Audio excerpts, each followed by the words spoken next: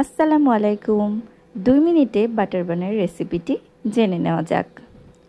প্রথমে আমাদের লাগবে 2 কাপ ময়দা। 2 কাপ ময়দার সাথে আমি 4 টেবিলস্পুন চিনি দিয়ে নিব এবং স্বাদ মতো লবণ দিয়ে নিব।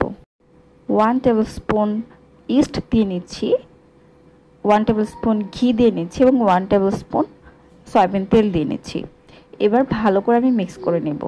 আমি এখানে কিন্তু অর্ধেক ঘি এবং অর্ধেক তেল ইউজ করেছি।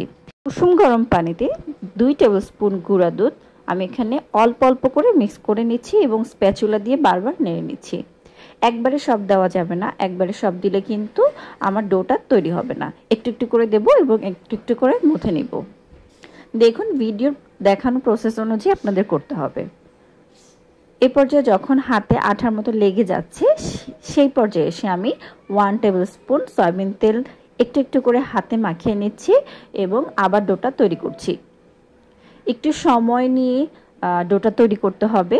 একদম ভিডিও দেখানো প্রসেস অনুসারে যদি আপনারা করেন তাহলে পারফেক্ট একটা বাটার বান আপনারা মেক করতে পারবেন। তো এই পর্যায়ে আমি এটাকে একটি র্যাপার দিয়ে মুড়িয়ে তারপর 2 ঘন্টার জন্য রেস্টে রেখে দিচ্ছি। তো আপনাদের যদি সময় বেশি থাকে হাতে তাহলে সারা রাত রেখে দিবেন। সারা রাত রাখলে এই ডোটাই বাটি ভরে যাবে এবং আরও বেশি স্পঞ্জি হবে। তো আমি 4 টুকরা করে নিচ্ছি। 4 টুকরা করে আপনারা আপনাদের পছন্দ মতো টুকরা করে নিতে পারেন। তারপর আমি এখানে দেখুন ভিডিওতে যেভাবে আমি দেখাচ্ছি এইভাবে ভাঁজ দিয়ে তারপরে আবারও র্যাপ করে 15 মিনিটের জন্য রেস্টে রেখে দিব।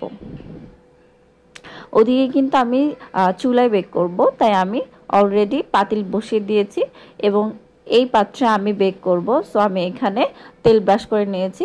তারপর আমি এখানে কিছু বাটার ব্রাশ করে এখানে আমি সাদা তিল দিয়ে নিচ্ছি।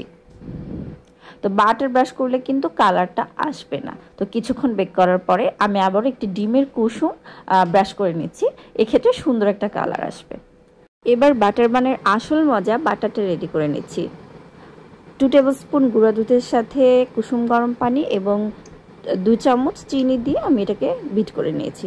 দেখুন কত সুন্দর বেকারি স্টাইলের বাটার বান রেডি হয়ে গিয়েছে। 50 মিনিটের মতো মিডিয়াম আঁচে আমি এটাকে বেক করেছি।